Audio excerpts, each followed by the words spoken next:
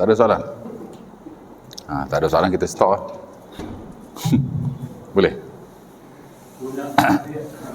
Ya? Okey. Yang tak boleh selepas asar dan selepas subuh. Okey. Jadi kalau lain-lain waktu kita Bukan tak boleh, mana tidak ada ba'diyah untuk subuh dan asar. Betul dah kata. Ya betul. Qada boleh Ustaz. Qada boleh. Dia dalam fiqh solat, the sign of prayer, memang ada satu bab dia panggil al-awqat al-makruha fi salah. Waktu yang dimakruhkan untuk sembahyang. Dia memakruhkan di sini masuk dilarang lah. Secara asalnya dia 3 waktu. 3 waktu tu mana lepas subuh sampai waktu duha. Ketika matahari tegak di atas kepala sebelum masuk waktu zuhur, about 5 to 10 minutes. Kemudian selepas asar sampai waktu maghrib. Jadi ada 3 waktulah di situ.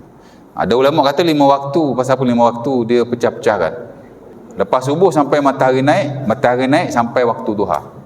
Ya, mana dia naik waktu yang boleh sembahyang tu lah. Kemudian waktu tegak, and then selepas waktu asar sampai matahari tenggelam. Ketika matahari tenggelam sampai dia betul-betul tenggelam. Lepas tu dia kata 5. Ya. Ala kulli hal, kalau kita ada 3 waktu sudah memadai lah. Adalah hadis-hadisnya yang paling top tu hadis Abu Sa'id, ya, di mana Nabi laranglah sembahyang pada waktu itu. Ada hadis Uqbah bin Amir, memang saya tak dapat baca nah dia satu persatu. Tapi memang Nabi ada sebut waktu-waktu ini memang tak boleh sembahyang. Ya. Jap. Nanti saya beritahu.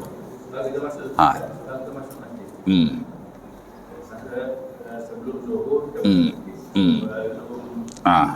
maghrib termasuk. Okey. Okey. Jadi 3 waktu ni, saya faham maksud Haji tu. 3 waktu ni memang tak boleh sembahyang lah.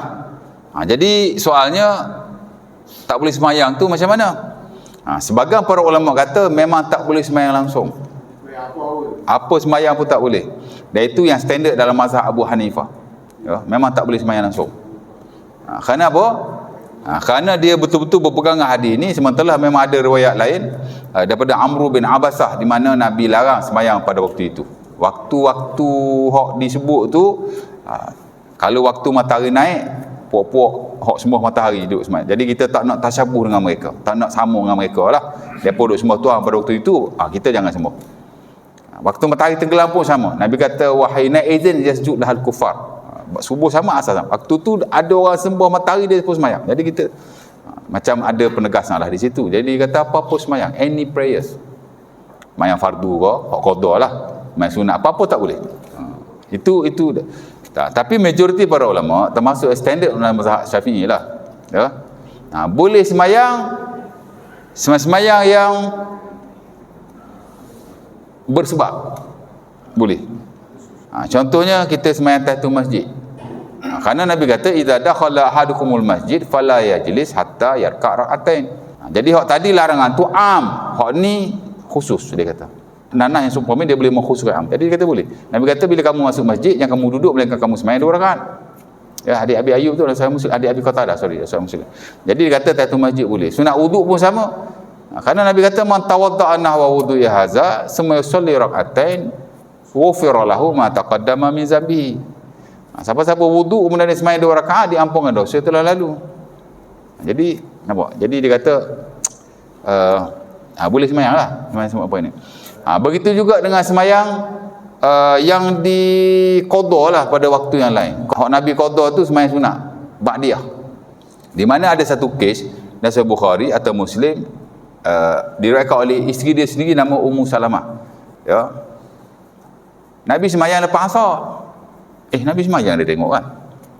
Kemudian dia pun suruh dia punya jariah, budak wanita yang datang pada waktu itu, mungkin royak ke Nabi, dia kata pergi cakap ke Nabi.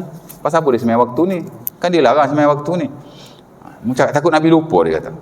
Tapi kalau Nabi teruskan sembahyangnya, kamu beredarlah, istakhiri anhu, beredar. Kalau dia sedar, dia akan berhentikan sembahyang.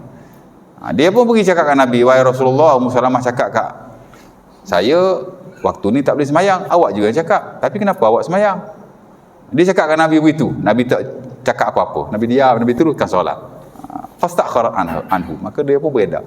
Bila dah habis sembahyang, Nabi pun cakap kat dia. Nabi kata tadi, masa lepas zuhur tadi, ada apa nama rombongan Bani Asad apa nama nak jumpa aku, jadi aku tak sempat nak semayang. Jadi yang aku semayang ni Nabi kata hak Ba'diyah Zuhur tu lah. Jadi Nabi semayang waktu yang dilarang kan.